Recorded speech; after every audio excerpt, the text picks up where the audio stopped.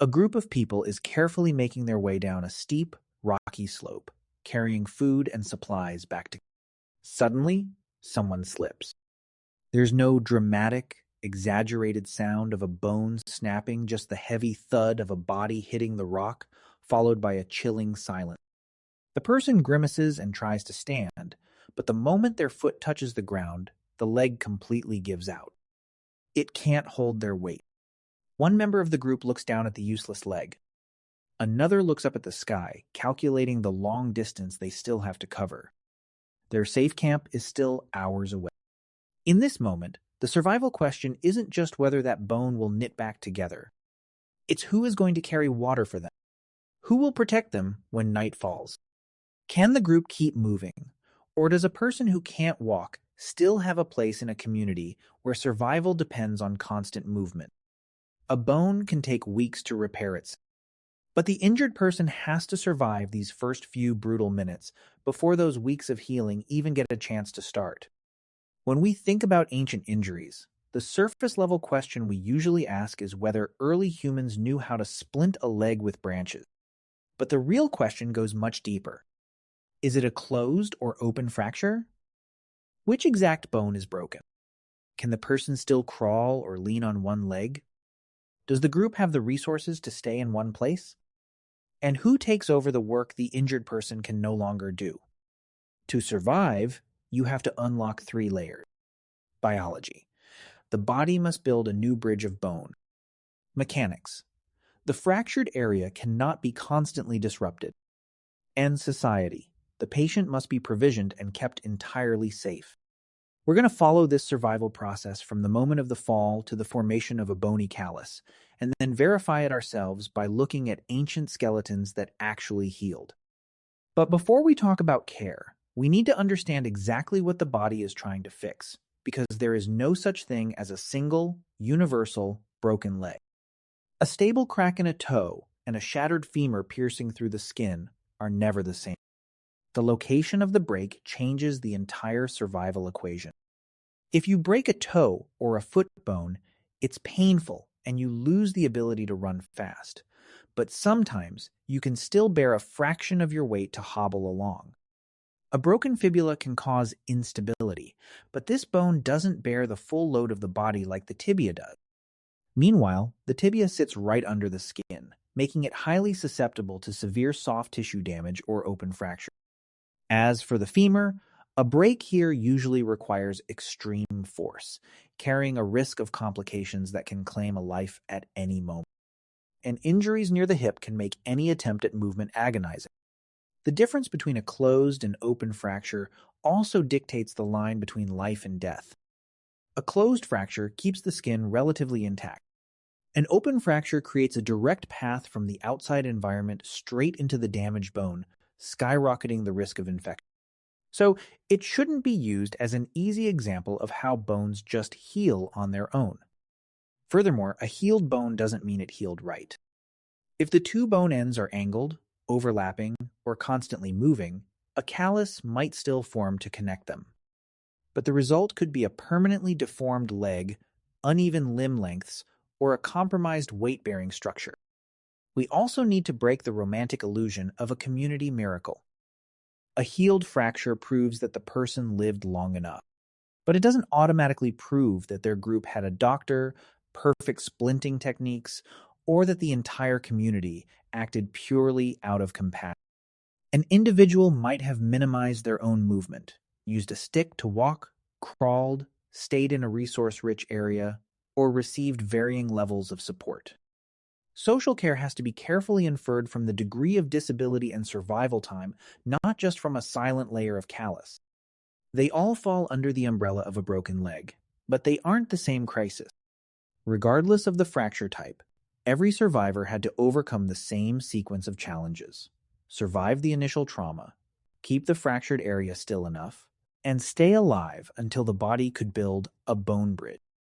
Right after the fateful fall, blood vessels inside the bone and surrounding tissues are torn. Blood rushes in and pools around the injury, triggering inflammation.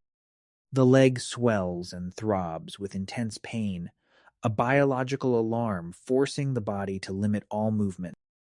This hematoma is the initial biological foundation, allowing repair cells to migrate into the damaged area.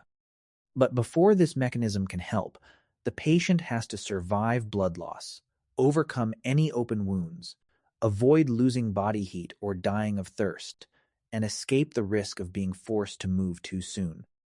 Moving to stage 2, the core task is keeping the bone ends in a stable enough relationship. A bone doesn't necessarily need absolute immobilization to heal. Many fractures can heal with relative stability, but if the movement is too extreme, it will tear apart the fragile new tissues forming inside.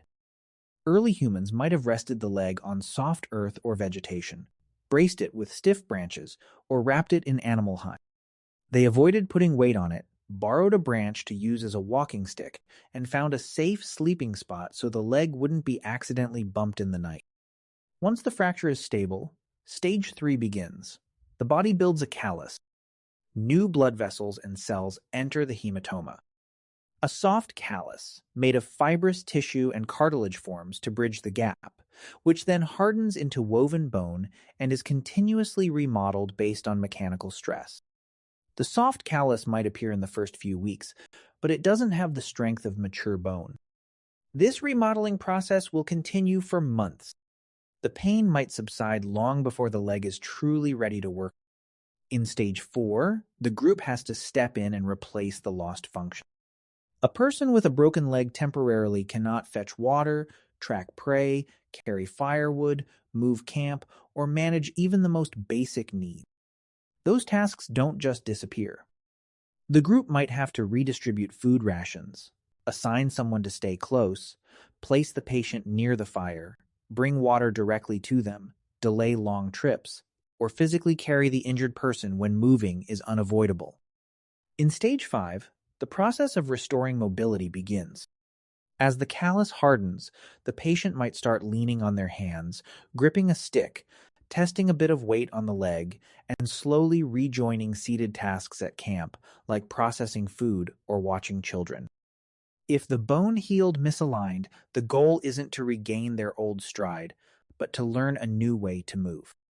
The biological mechanism shows that survival is possible. But what signs in the bone allow us to say this actually happened? The oldest evidence takes us back to South Africa with the Stu 363 fossil. This is a talus bone from a bipedal hominin dating back millions of years. Researchers found it fused tightly to a shattered heel bone. They suggest this individual took a hard fall, the impact crushing the heel. The talus was driven down into the shattered fragments, and later, new bone growth fused the two structures together. For this level of bone fusion to form, that individual had to survive for at least 6 weeks with severely restricted mobility. Even before modern humans existed, a bipedal ancestor might have lived for weeks after an injury that devastated a primary weight-bearing joint. This might be evidence of survival, but it's not strictly evidence of. Fossilization can create deceptive structures, and surviving for 6 weeks doesn't directly tell us who, if anyone, helped. Moving closer to the present, we have Lafarasi 1, an adult male Neanderthal with a healed fracture on the greater trochanter of his right femur. This area is a crucial anchor point for muscles that move the hip. A fracture here would have caused excruciating pain, making every step a torment. Bioarchaeological analyses estimate this man might have needed support for about 2 to 3 months. The healed fracture shows he lived through a period of significant mobility loss. If he couldn't forage for weeks, someone else had to bring him food, or the group had to alter its travels. Even though we don't know if the bone was manually set, there was clearly a redistribution of labor. Lafarasi 2, a young Neanderthal woman, offers a different perspective. She had a completely healed but deformed fracture near the top of her right fibula. This injury would cause pain when bearing weight and hinder her from joining long trips, but it wouldn't necessarily eliminate her ability to walk entirely. She could likely walk very slowly, stay around the camp to work, and only need mobility assistance for tasks requiring long distance. Care doesn't necessarily mean doing everything for the patient.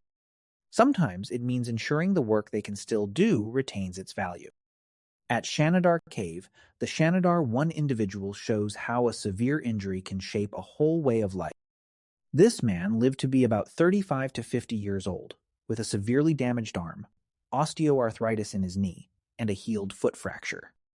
This case aligns with long-term support and role adjustment. Recovery isn't always about returning a person to their old life. Sometimes, both the individual and the community build a new life around the injuries themselves. An extreme test of social support is found in Borneo with the Liang Tebo individual.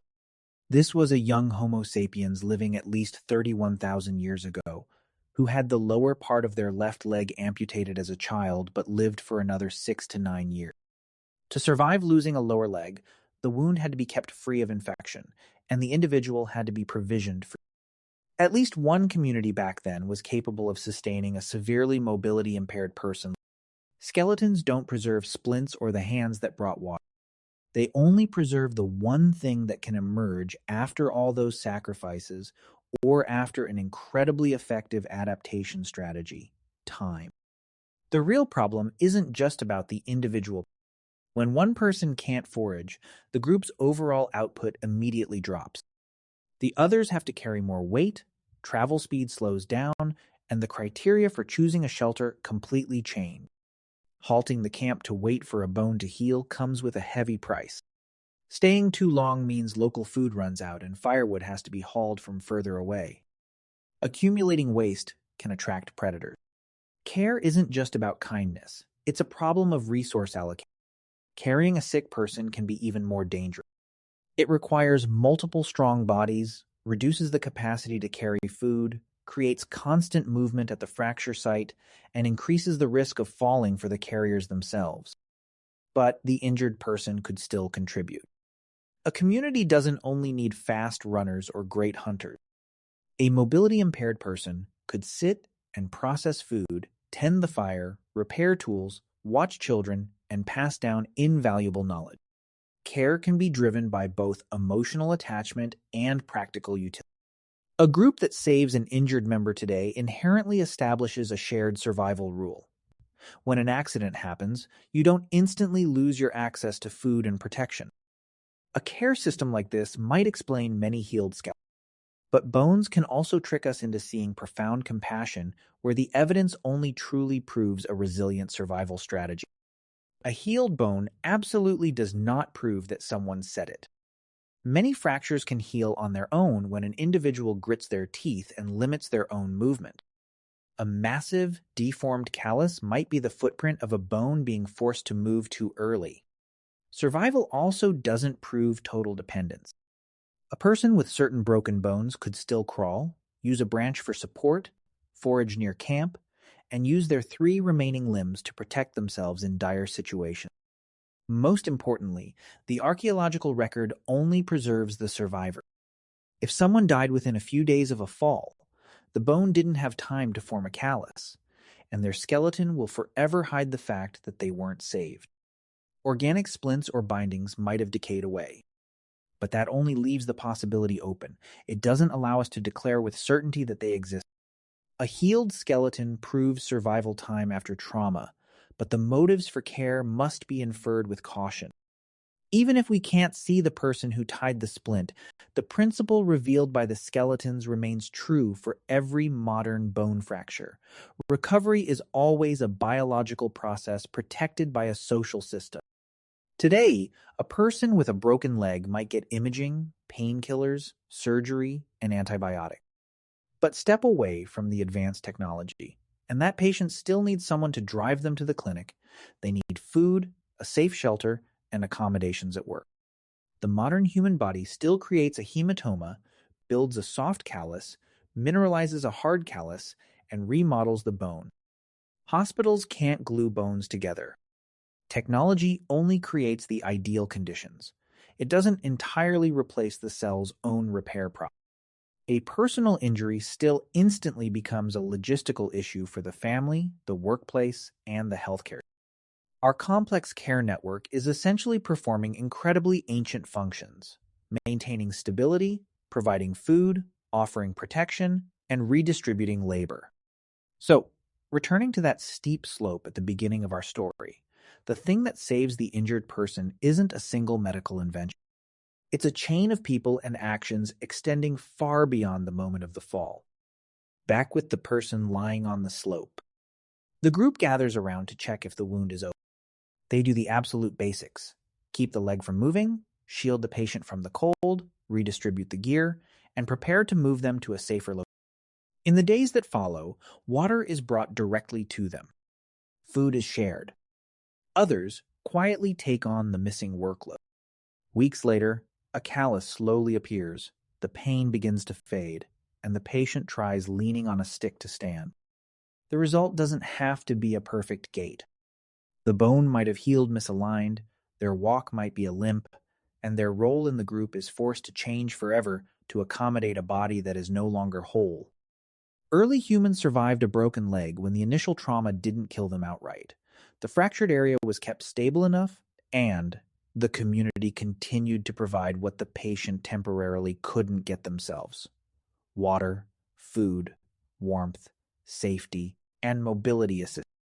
Of course, some fractures were still fatal, and many people might not have been saved. Healed skeletons don't tell the whole brutal story.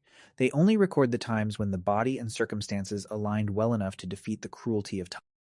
Bone cells build a callus on their own without knowing what they are doing. But that unthinking callus cannot fetch water. It cannot keep a fire burning. It cannot carry a person across rough terrain, and it cannot take over the work they left behind. The body healed the fracture. The group protected the healing.